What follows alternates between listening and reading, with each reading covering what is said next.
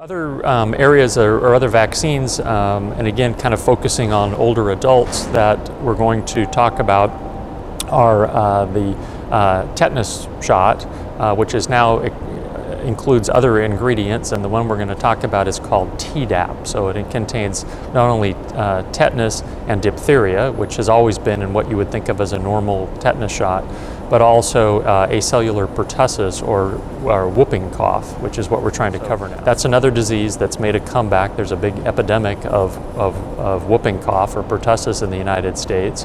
It can affect adults, but is more serious in children.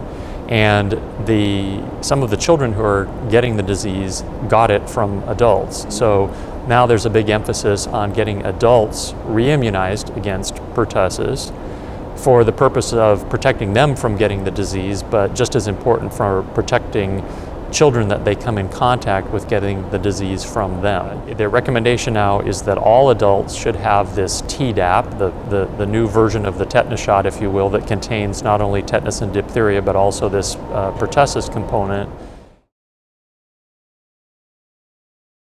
The thing that's changed there is we used to say that you shouldn't get your tetanus shots too close together. There's very specific guidelines. If you show up in the emergency room, depending on the kind of wound you have and how long it's been since you've had your last tetanus shot, they'll make a decision about whether or not you should get another one. With the idea, we were concerned that if you got your tetanus shots too close together, that you would have a bad local reaction, a lot of arm swelling at the site of the tetanus shot.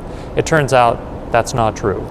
So even if somebody has just even a month prior had their tetanus shot without the pertussis component, they should still get this Tdap shot, which will protect them against pertussis, protect people around them from pertussis, and their chance of having a local reaction or a sore arm after that shot is very, very low and no different no matter how recently they've received their tetanus shot.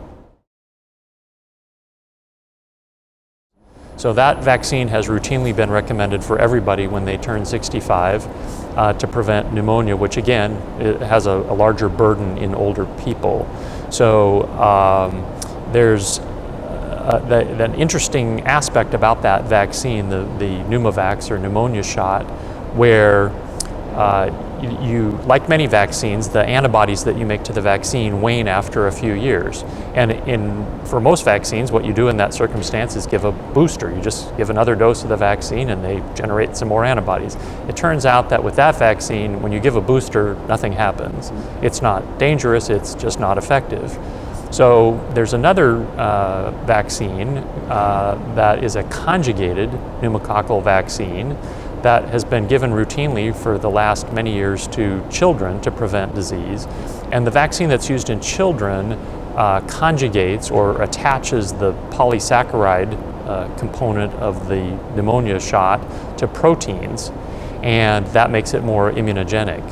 So somebody decided, well, since this usual pneumonia shot, the polysaccharide pneumonia shot that we've given to older adults for a long time wears off after a period of time, and since they can't be boosted, what if we give them the childhood vaccine? Will that be helpful?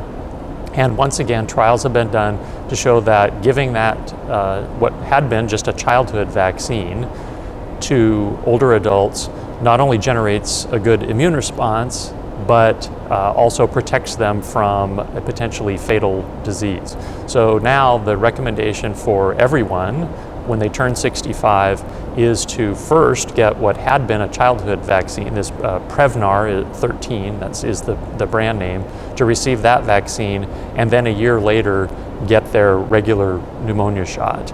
And for people who have already received, they've already turned 65 and they've already gotten their regular pneumonia shot, they can go in the reverse order as long as it's been at least a year since they got their Pneumovax, the standard pneumonia shot, can go ahead and get the Prevnar a year later.